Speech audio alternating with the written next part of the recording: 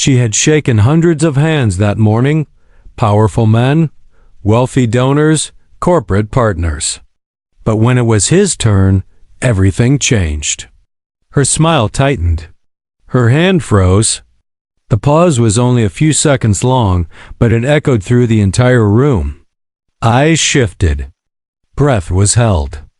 And with a cold, dismissive glance, she turned away, leaving him standing there in silence. No shouting. No scene. Just humiliation, delivered in the quietest, cruelest way possible. He didn't react. He didn't protest. He simply lowered his hand and walked out of the building, unnoticed by most.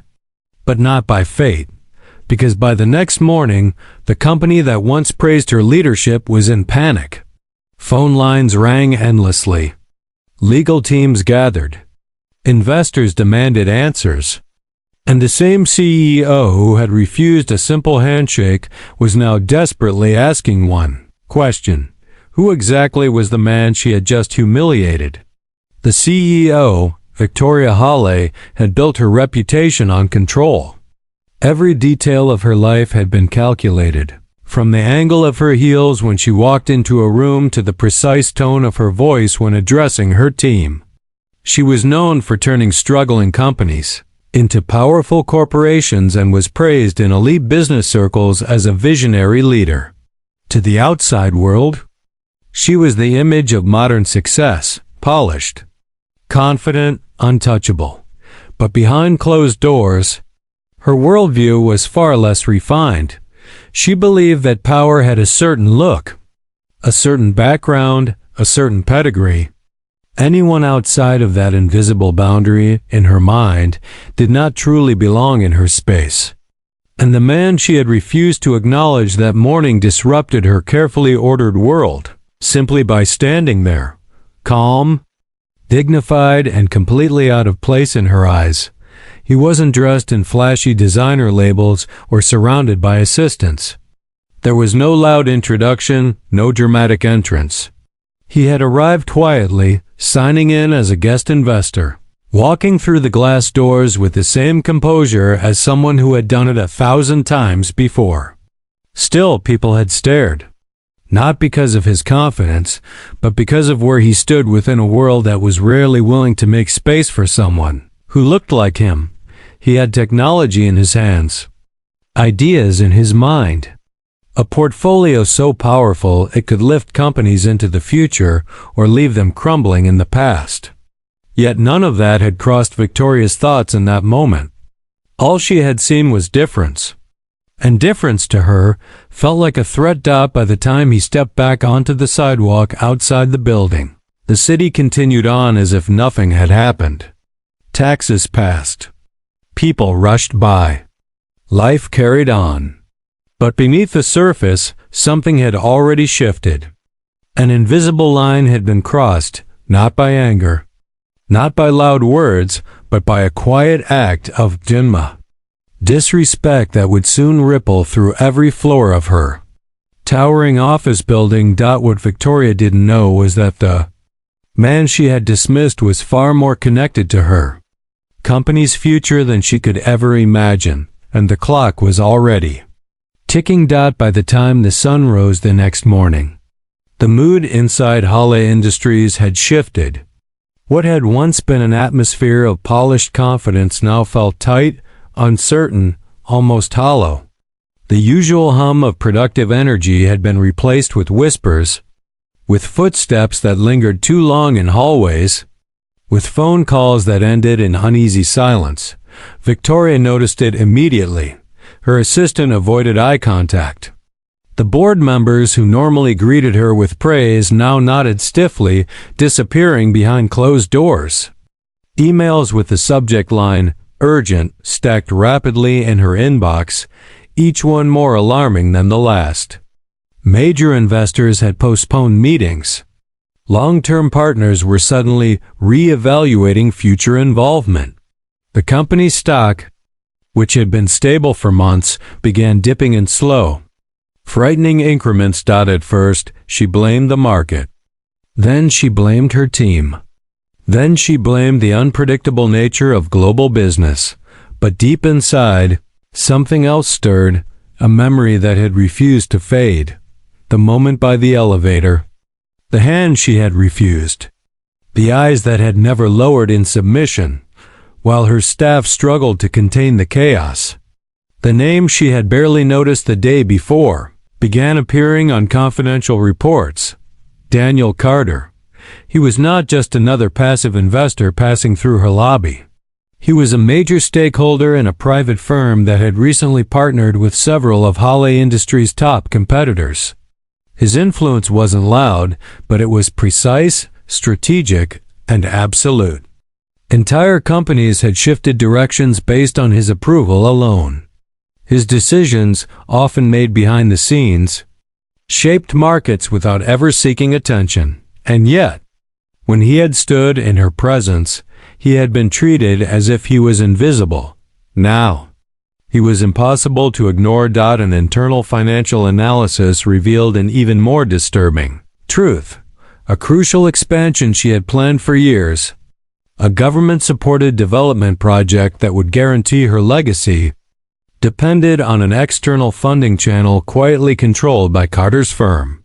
Without it, Hale Industries would not just be delayed, it would be dismantled piece by piece by competitors who were already circling in quiet anticipation.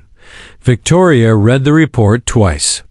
Then a third time, the man she had dismissed with a glance no longer felt small in her mind. He grew in presence with every detail she discovered. The quiet way he had carried himself, the restraint in his expression, the self-control that had seemed almost unnerving at the time. It was not ignorance. It was power held in silence. By midday, the board convened an emergency session. Faces once loyal to her now betrayed doubt. For the first time in years, Victoria felt the terrifying weight of instability beneath her polished exterior. This was not a challenge she could intimidate away. There was no meeting she could dominate. No speech that could magically restore the confidence slipping through her fingers. Everything led back to one truth. She could no longer escape. She had chosen to see a man's skin color instead of his value, and in doing so, she had gambled her entire empire on a moment of arrogance. Every minute that passed without correction felt like another nail quietly driven into the foundation of her success.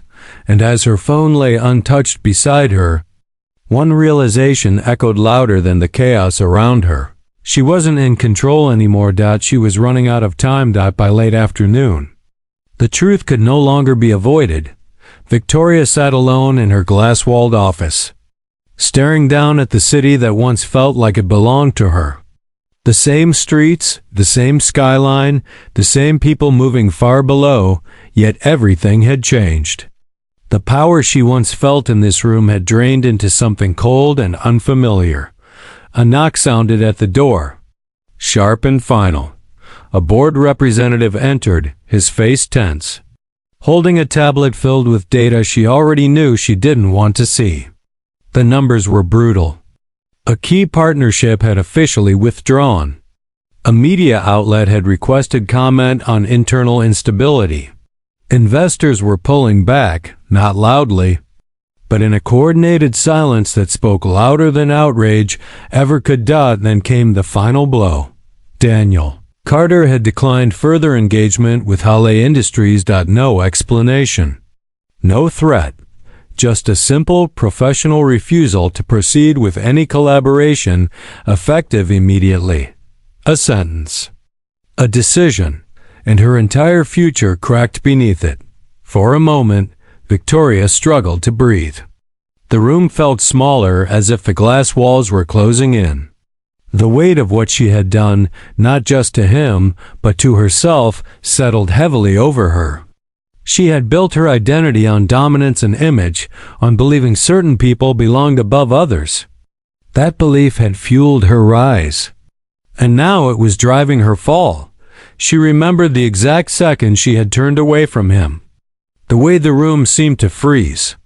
The quiet strength in his posture as he had lowered his hand without anger, without pleading, without shame. There had been dignity in his silence, and none in her arrogance. For the first time in her career, she did something she had never allowed herself to do. She asked, not ordered, not demanded, not commanded. She asked her assistant to arrange a meeting with him, any time, any place. She expressed willingness to apologize, to listen, to make it right. The message was sent, hands trembling slightly as it left her outbox. Minutes stretched into an hour. Then a response came. One location. One time. Her heart pounded as she read the address. It wasn't a towering office or a luxury restaurant. It was a simple private boardroom in a modest building across the city, one she had driven past 1,000 times without ever looking twice. And as the realization hit her, one painful truth became impossible to ignore: to stand in front of him again, to have even a chance at saving what she had destroyed, she would have to step into his world now, stripped of her power, her pride, and her illusion of superiority. And this time, she wouldn't be the one deciding who mattered. The building was quiet. Nothing like the towering glass headquarters she had grown used to. No marble floors.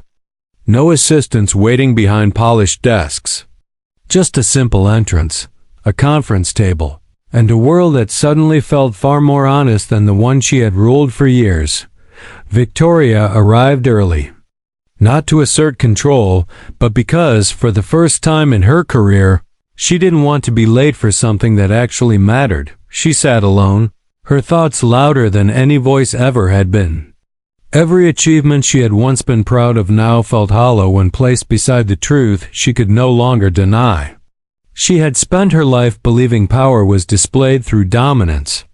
But now she understood that real power had been standing calmly in front of her all along, refusing to bend, refusing to beg, refusing to lower itself, even in the face of humiliation.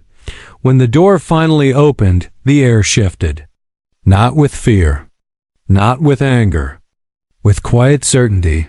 The man she had dismissed now controlled her fate without lifting a hand or raising a voice. In that moment, she didn't see a rival. She didn't see a stereotype.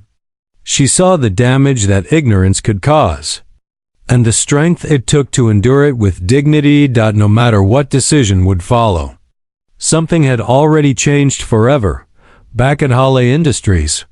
The consequences of her actions rippled through every department.